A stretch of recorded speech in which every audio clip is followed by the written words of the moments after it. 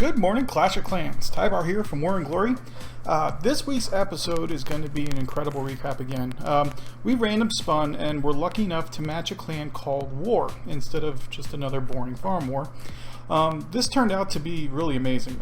There was live streams all over it, social media was blowing up, and they really turned out to be some great competition. As you can see, both sides ended up with 88 stars. Now, keep in mind this was a 30-on-30 matchup, so both sides were only 2 stars away from a total perfection war. Just incredible. Now, for us, this was above our normal. We technically go after all, clearing all the 9s and 10s, and then 2-star on the 11s. And not only did we do that this war, we also cleared their number 1. So huge shout out to all our guys at WARRR and Glory. Just another amazing turnout. In the end, though, you can see though that WARRR had a great war, doing the same as us, but not only that, but having a little bit higher percentage, giving them the victory, which was actually probably my fault more than anything for not getting more percent number 3. Now, a lot of folks have been asking what the breakdown was for the war, since it was a random match, and here it is. We had 2 11s, 6 10s, a 9.5.5, which is really like a Town Hall 9 base with baby 11 heroes, and then we had 21 9s. They had 3 11s, 6 10s, 2 9.5s, and 19 9s. So on top of that, they also had a 56 level hero advantage. So it's not really an ideal matchup for us, but we really took it on as a big challenge and showed up big. So before we begin, I want to give a big shout out to all of our guys at WARRR and Glory, but more importantly our 6-pack MVPs this war, which was XB, Garrett, Achilles, Crafty, Sergeant Mac, and Little Ern. Another great war for you guys, and keep it up. So we're going to work top down on this one, and we're going to begin with that big 3-star we were talking about earlier. XB took out their number 1, 11 on 11. And this is going to be, obviously it's a bowler attack. These bowlers are just all over the place right now, and it doesn't really matter what town hall level you are anymore. They are being incorporated at every facet right now. So, and the thing that's funny is a lot of people are screaming for bowler nerfs, and I could argue the point, but I don't think the bowler really needs a nerf. If you look across all strategies for all levels, pretty much every big attack right now is using healers. And that's what really pushes the bowlers over the top, their ability to just plow through the core under heals. They're actually very fragile units without the healers. So maybe if they had the healers trigger air mines or something along those lines, once again, it could maybe level the playing field for all town hall levels instead of just nerfing the bowler. So you can see here he had a very wide funnel to begin with, plowed through the whole core with the bowlers, and you can see all the healers are still back there keeping them topped off. He's even got a few bowlers on the outside, which is ideal. It cleans up all the trash. If you can do that intentionally, it is ingenious. But really there's not much threat left in the base. He's probably got, 10 bowlers left. All the healers are up, all champs. The BK's still down. But 2 of the champs are up. And he's just going to slowly work through the rest of this base. It's, I don't know, we're still working on some strategies to counter these guys. I know the IT compartments have a big deal to how to handle and maneuver around bowler pathing and range and such, which has been working out. It still just needs a little more tweaking, I think, but hopefully Supercell will bring up something fairly soon to kind of make sure these guys don't just completely overrun the game. Anyway, XB, just incredible work, man. This was a shot in the dark. We had no idea this was coming, and just blew us out of the water when this happened, so big shout out to you, buddy. So up next, this is going to be a treat, guys. Alright, so we have CR2 taking down their number 2. This is a Town Hall 9 moving up and taking down a Town Hall 11 at a pretty darn good, decent percentage on top of that. we were lucky enough. Our 9s showed up huge this war. We cleared out pretty much all their 9s the first wave, and then had like maybe 2 left over. As for the other way around, I think WARRR had to use like 5 dips or so just to clean our 9s. So we had so many scouts on these upper bases and really did very successful on them. So big props to all our 9s. Another great war for you guys. So CR is coming in with Jasmine at 6, and you know, she's working her way in. It's kind of a janky base. What he's got here is he's got the Town Hall offset, which is nothing new, but the EA is right behind it, which is very unusual, and an offset CC. Didn't need to use any troops to lure the CC. Double poisons them all, and just barrels right through them. You know, unusual, but the thing to note here is what CR saw is he just took out the AD there. That AD is obviously walkable, so Jasmine's going to actually be intentionally split towards 9 o'clock. She's just going to be there for percentage. She has nothing to do with the kill squad. The healers are going to stay here on her the whole time, and the kill squad is going to come in later at 5 o'clock just to get that Town Hall compartment. So pretty much she's just there to wrap around the base and just pick up more and more and more percent, and does it very effectively.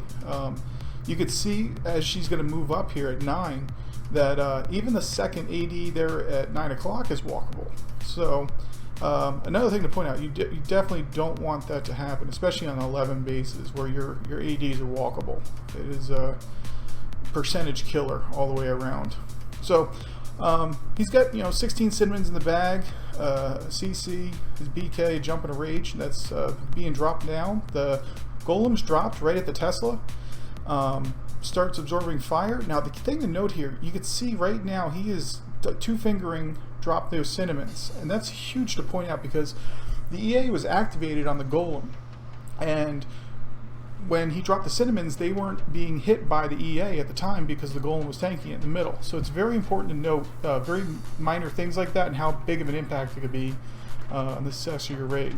So he's already got the 2-star 64%. After this, I mean, it's gravy. Very, very amazing attack CR, especially by a 9 moving up to an 11. It's always nice to see our 9s being able to step up like this. So congrats, man. And up next, alright, check this out. Sergeant Mac has been perfecting these Pentas and GoValLoons. It's just been awesome. Every war now, he's coming out with these suckers. So pulls it off another one here. This one is a cleanup. He has a troll Tesla there in the corner. Zap Quakes the AD. And please note that he does offset the EQs. It's something to pay attention to if you haven't done them before. You don't need the EQ directly over top of the AD. You want to hit your highest hit point buildings as possible. So he works this counterclockwise from 9. Baby Drag pulls out of CC with a Witch. Witch really isn't the problem, the Baby Drag is. So he gets a poison on him, and the pups clean him up.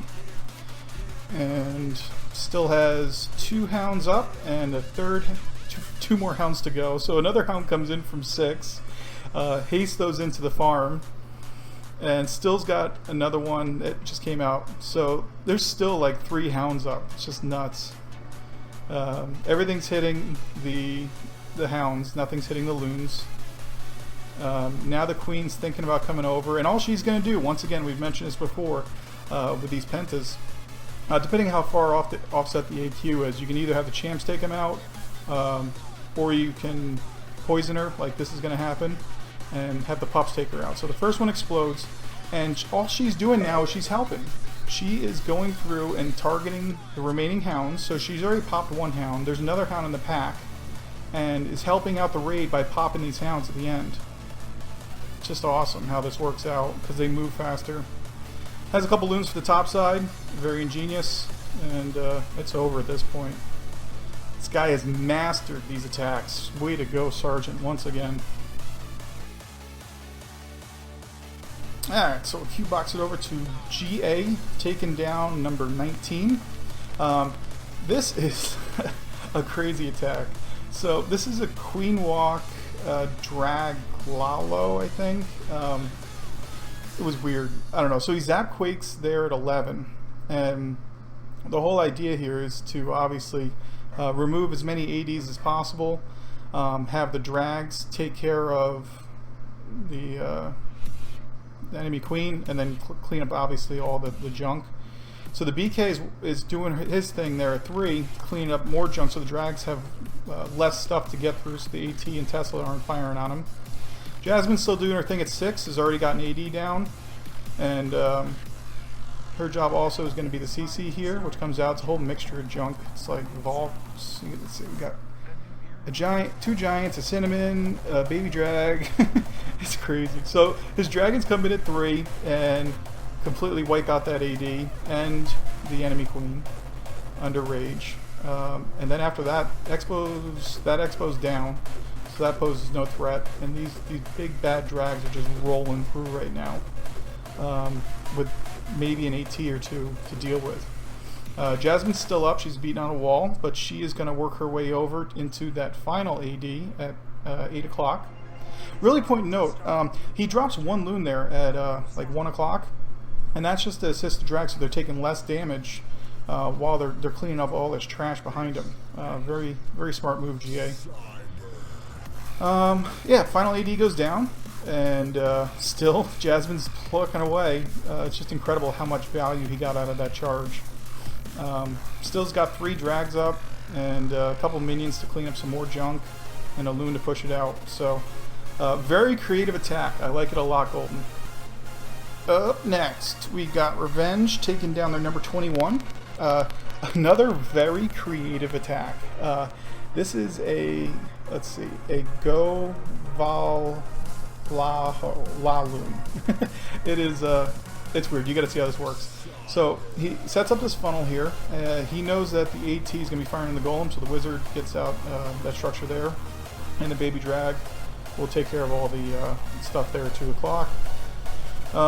Jasmine's plucking away, and once that AT goes down, he's able then to send the wall breakers in, because they're going to path into the second layer, which is very ingenious. Drops a whole bunch of cinnamons in front of Jasmine. The BK walks, of course, because he's ingenious, and it turns out to really work out for him in the end, which is amazing. Cinnamons roll through and get lit up a bit, but he's got a heal to top him back off.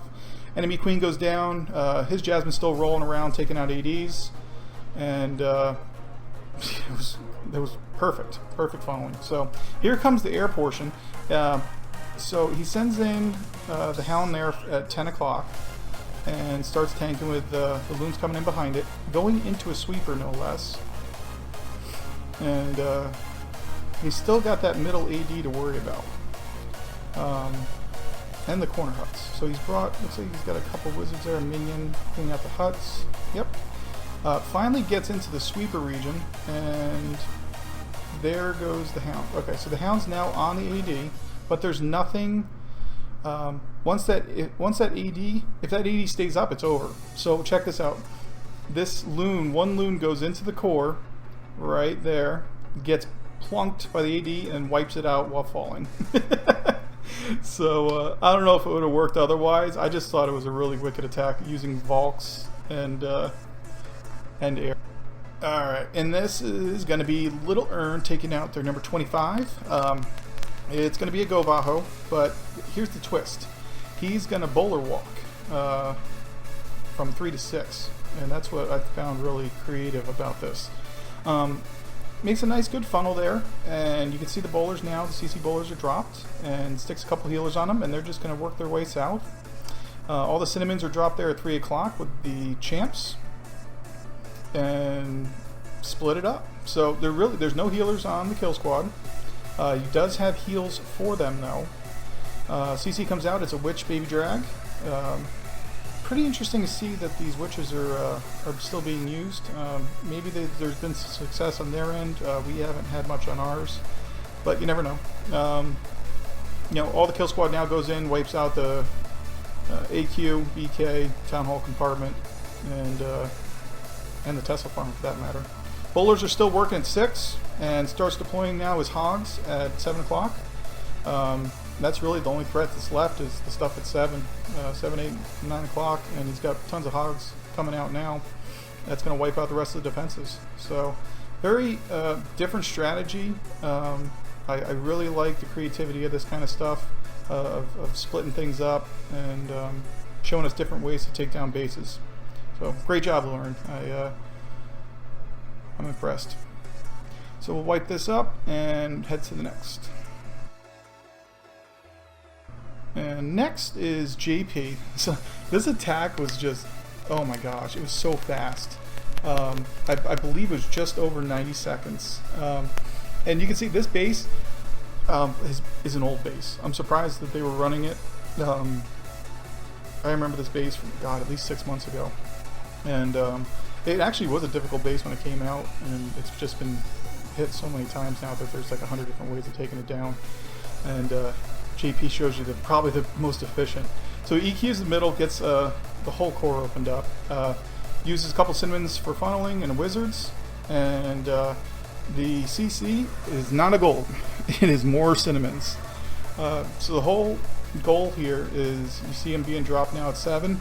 They're going to punch through that front wall and just strip the whole center section of this entire base. They start plowing through, pre-poisons perfectly, pre-heals, another squirrely CC with Baby Drag and a couple random stuff in there. Starts his hog deployment there at 9 o'clock. He knows that the bombs were likely going to be there at in the core towards 8 o'clock, and the kill squad was going to take that out. Cinnamons are still rolling. You can see they're already full across the base already. Got pulled in by the champs, and the remaining hogs now. He's still got 10 hogs in the bag. It's just nuts. He starts deploying them, and there's nothing left of the base. Like, there's 2 wizard towers and an AD. Just complete wreckage by JP on this one. Incredible attack, man. I saw this one live. And to wrap it up, let's do another squirrely one. This is Panda taking out their number 29 with another creative attack. This is, you can see his army comp here. He's got loons, he's got healers, and then a golem. And like, you're thinking, like, what in the world is going on with this? Jasmine's dropped at 6, and 1 healer's dropped there, and automatically gets targeted by the AT, which is kind of a misplacement on the tile there. Punches through, and the whole goal here is, if you look at that compartment at 6, all 3 of those ADs are in range of that compartment. So if Jasmine goes in there, it is pretty much GG for anything air after that point, and that's exactly what happens. It is very well thought out, great attack by Panda. So he 1 hog lures. And this is the weird part about it. Like, I don't understand. They put 2 baby drags and 2 loons in the CC. That obviously doesn't make any sense because the baby drags aren't raged. But whatever. Jasmine takes care of them with a poison and move on. So, you know, it's going to eat up quite a bit of time. Obviously, he's going to have to go through a couple storages, a collector, the town hall, obviously the biggest chunk of it all. But what's left? You have the AD there next to the queen at 12 o'clock. So how do you get that? How do you take that out? So his planning to deal with this was awesome. He split heroes to take out that compartment. So Jasmine is starting to wrap up her work down there. It's just a long charge. Drops the jump spell there at 12. Drops a golem. Drops CC bowlers, a healer, and the BK, and they're just gonna trash this thing, wipe it out in seconds. Really cool kill squad composition there, and after that AD's down, it's over. I mean, just send in your whatever over a dozen loons the rest of these remaining defenses, and make it look easy. So he's still got both sweepers up. I think that's really the only thing that's going to delay this a bit. And Jasmine's finally taken down that last air defense. So pretty much perfect timing almost on the loon drops. I think the loons only took like 1 or 2 shots from that middle AD. And here come the rest. Just a wicked attack, Panda. Keep doing attacks like this, and you're going to be in recaps quite a bit, buddy. So that's about it. Wrap it up for this week's episode. Great job, both sides. So happy we match these guys. You know, it's just so much better than dealing with farm wars. have some competition out there. Congratulations to WARRR. And we obviously are looking forward to matching you guys in the future on a level playing field. WARRR and Glory, as always, incredible. 88 stars on a 30 on 30 war is, we'll take that every time, guys. So happy we put together such a good game plan and executed it so well. Other than that, we will, you guys know what's next. It is the blooper reel. So if you guys have any questions or comments, post them below. And thanks for watching again.